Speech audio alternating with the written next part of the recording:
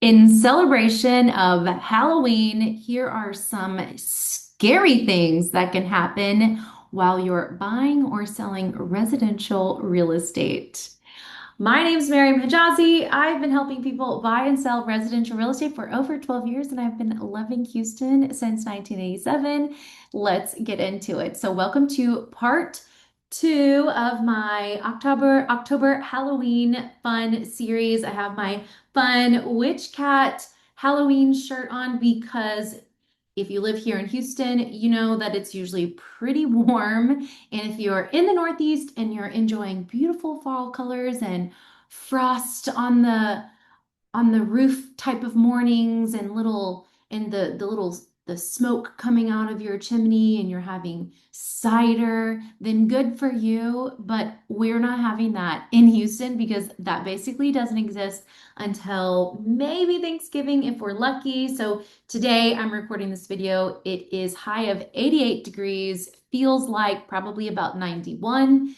We are thankfully having a cold front very soon. Cold front, the high will be, I think, like 68 degrees, thankfully. So, scary things that can happen while you're under contract or looking for houses here in Houston. Here we go. And per usual, I have my handwritten list because I'm an elder millennial and that is just what we do. Well, some of us at least. All right. So let's talk about disclosures. Did you know that you do not have to disclose if a property is haunted? I think this is because first of all, how do you decide if it's haunted? How? Who decides if it's haunted? What type of metric do we use? Is there like a dollar value that's subtracted from the value, or is there a dollar value that is added to the value for some people if it's haunted? So since we can't really discern any of these things, and you have to agree like on an emotional level that it's haunted, I think that this is why it doesn't have to be disclosed. So property is haunted in Texas, the seller does not have to add it to the seller's disclosure. Also, if a murder occurred at the property unrelated to property condition, you do not have to disclose if a person was murdered, nor do you have to disclose if there is a death from natural causes, a suicide, or an accidental death not related to property condition. So if any death is related to property condition, you do have to disclose, but if the person dies of natural causes, suicide, an accident, murder, it does not have to be disclosed, nor does it have to be disclosed if it is an HIV or AIDS related death. So the more you know. Now, you could Google the property address. A lot of the time surrounding death in a home, there will be one or two news articles out there. And I always say, when in doubt, disclose. If the buyer decides that later down the line that you misled them, there is a possibility you could be sued. And just remember that your neighbors probably know about this death, and it would only take the buyer talking to one or two, or maybe just one of the neighbors for the neighbor to just say, oh, yeah, well, Bob, his wife murdered him in the house. There's probably going to be a news article about it. So, technically, from a legal perspective, you don't have to disclose these things, but it probably, if it was like specific, like really noteworthy, you may want to disclose it because it will be in the news. Internet is forever. Okay, so some scary things that can happen that are completely preventable while you're buying and selling real estate. So remember that you have to sign a contract when you're buying and selling a property. And there are rules in this contract, and there are very hard deadlines in this contract as well. And so, first of all, something very scary that is completely preventable is not delivering earnest money and option fee by the deadline specified in the contract. You have 3 days from execution in order to deliver this money. Now, you do get a day or two bumped out, whether or not what based on whether it ends on a Sunday or a holiday. But you have to be very careful on this deadline because if you do not deliver the option fee and earnest money by the due date, because it says in bolded in this paragraph for earnest money and option fee that time is of the essence, it is due. And if you don't deliver the money on time, you do not, as the buyer, you do not have the unrestricted right to terminate during your option period. Now, we still have a valid contract. You as the buyer just do not have the unrestricted right to terminate. And if you're going to move through option period and you're going to buy the house anyway, then it's not that big of a deal. But if you try to terminate and you never delivered your money or you did but late, the seller will keep your money unless there's like an extenuating circumstance and they granted you extra permission or they said, no, it's okay, we'll still honor your option period. I mean, if your agent was an a-hole, highly likely you're not getting your earnest money back if you turn it in late. If you were very difficult to deal with, there is a high likelihood that the seller will keep your option fee and earnest money.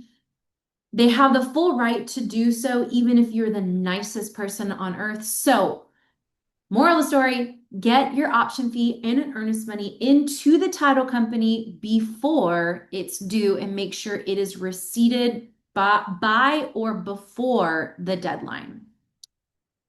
Missing your option deadline if you're terminating. Okay, this can be really scary. You have until 5 p.m. on the last day of your option. It says it in the contract, not 5:01, 5 o'clock on the dot. That is when your option period ends. So if you have a 2 or 3 day or 15-day option period, the last day of your option period ends, or sorry, your option period ends at 5 p.m. on the dot on the last day of your option. And unlike the due date for option fee and earnest money, option is pure calendar days. If Christmas Eve, Christmas Day, New Year's Eve, and New Year's Day is in your option period, then tough luck. Those days are part of your option, and a good agent will budget for time based on the holiday season. I just wrote a contract for a 15-day option period because there is holidays in and around our inspection window if we get accepted. So a good agent will look at the calendar and look at bank holidays and look at like real holidays to see if we need a longer option period. So if you want to terminate during your option period and you miss your termination deadline, then like you don't have the right to terminate. Like it's a hard deadline. You can't get around it unless the seller and the seller's agent say, look, it's okay. It was an honest mistake, or hey, we totally understand, like, here's your earnest money back. But your option fee is always non-refundable unless you're buying the house and it goes towards the sale price. But if you terminate outside of your window, something else scary that could happen to you is the seller could sue you for specific performance. And specific performance, it means that they could legally force you to purchase the property. That's why these deadlines are so important. I made an entire video several weeks ago called Deadlines Matter, and I go into in depth on all of the deadlines, but it can be really scary if you miss these deadlines. So don't miss your deadlines. Something else super scary. So you must do a final walkthrough before you go to closing. And we want to do it as close to the funding time as possible. And the reason we want to do this is we want to verify property condition as close to funding as possible. Because if something goes wrong in the house that nobody knows about, and then you sign and the seller signs, and then the money is wired to all of the places, and you don't know that there was like a leak in the house, then guess what? Like it's your problem. Like you, the buyer, or like it's the buyer's problem because the buyer is now the owner. And you would know if you did a walkthrough right before closing. But if you did your walkthrough 24 hours ago and you're at the closing table, you don't actually know. So I usually go to the property before closing. So I'll build my day specific to that closing and I'll make sure to go to the property, whether my buyers can make it or not. I go to the property and I physically put eyes on it and I walk through it and I make sure everything is good. And I actually look in all of the under sink cabinet spaces to make sure there's no leaks because that has happened before. Remember, anything that is specifically added to the contract, even if it seems obscure, like there's language surrounding like TV brackets in the actual contract. The reason it's in there is because it's happened and because someone has been sued over it. So anything that is physically, that is like actually in the contract, it is there for a reason. So something super scary that can happen is your house, like literally, it could flood, blow up, burn down, or you could have a massive weather event come through the city or the county.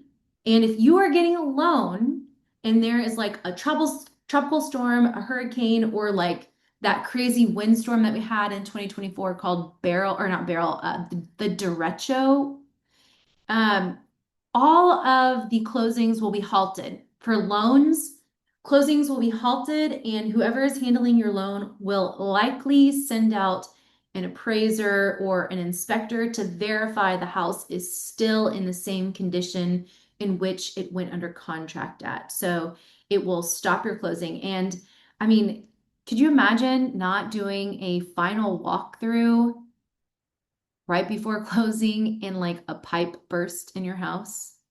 Like, just do the final walkthrough. It's not that much harder to make sure you just go straight from the house to title. So it can be super scary if you don't. It makes me very nervous to do walkthroughs the day before, or even sometimes I have had buyers on my listings do their final walkthrough like 2 or 3 days before. I'm like, that is way too scary. You're leaving way too much up to chance for my liking and my clients' liking.